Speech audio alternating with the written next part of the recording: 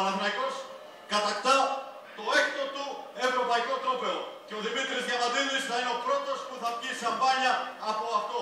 Αφού πρώτα μαζί με τον Πατής και τον Τσατσαρί το σηκώσει στον ουρανό της Βαρκελόνης. Ο Διαμαντίδης δεν θέλει να κάνει τίποτα μόνος του. Στο Βερολίνο φώναξε κοντά του τον Αλβέρτη.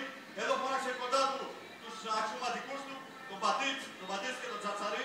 Αλλά όλοι ξέρουν ο Θεός! Ο Θεός! Του Δημήτρη Διαμαντίδη, ο οποίος είναι MVP της Ευρωλίγκας, MVP του Final Four, καλύτερος αμυντικός της χρονιάς, πάρα πολλά πρωταθλητής Ευρώπης.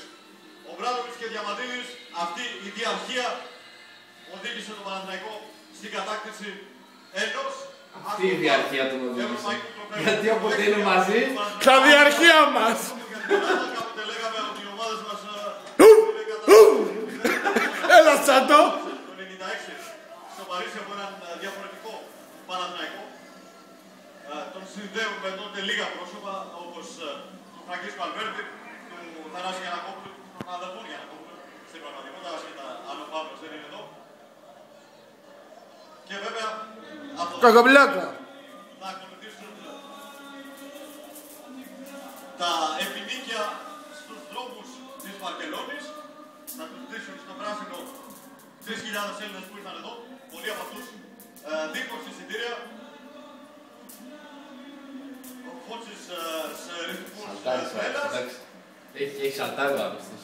Ο Φώτσης ο οποίος έκανε πολύ μεγάλο παιχνίδι στον ημιτελικό, λιγότερο σήμερα, φάνηκε λιγότερο σήμερα, αφού δεν σκόραρε πολύ. Τα χαμόγελα ποτίζουν τα πρόσωπα. Υπάρχουν βέβαια και μερικά πρόσωπα τα οποία δυσκολεύονται να... Γλωσσόφυλλο! Ο άγχος είναι εδώ, τον ασπασμό από τον αφεντικό του Παναθηναϊκού προς τον Μπατίστη.